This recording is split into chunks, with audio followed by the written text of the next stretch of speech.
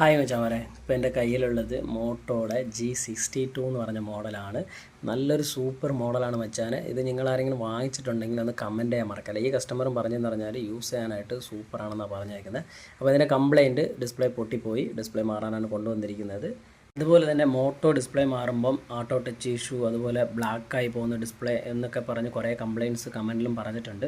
അപ്പോൾ മച്ചാനെ, നിങ്ങൾ മോട്ടോ മാറിയിട്ട് ഡിസ്പ്ലേ മാറിയിട്ട് അതുപോലെ ഇഷ്യൂസൊക്കെ വന്നിട്ടുണ്ടെങ്കിൽ ഈ വീഡിയോ സ്കിപ്പ് ചെയ്യാതെ കാണുക. അങ്ങനെ ഒരു ഇഷ്യൂസ് ഒന്നും വരത്തില്ല മച്ചാനെ. നമ്മൾ മാറുമ്പോൾ എന്തെങ്കിലും വിഷയങ്ങൾ, അതായത് തെറ്റുകൾ പറ്റിയാൽ മാത്രമേ അങ്ങനെയൊക്കെ സംഭവിക്കാറുള്ളൂ. ഫസ്റ്റ് നമ്മൾ സിം ട്രേ ഇളക്കുകയാണ്.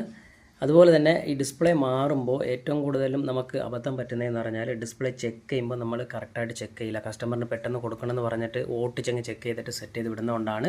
അപ്പോൾ എന്തായാലും ഫുൾ ഡീറ്റെയിൽ ഞാൻ ഈ വീഡിയോയിലൂടെ പറഞ്ഞു തരാൻ വെച്ചാൽ അടുത്ത് നമ്മൾ ബാക്ക് പാനൽ കവർ ഇളക്കാൻ പോവുകയാണ്. ഇത് പ്ലാസ്റ്റിക് ആയതുകൊണ്ട് ചെറുതായിട്ടൊന്ന് ഹീറ്റ് കൊടുത്താൽ മതി. അകത്തിരിക്കുന്ന ഗമ്മ് ജസ്റ്റ് ഒന്ന് മെൽറ്റ് ആവണം. എന്നിട്ട്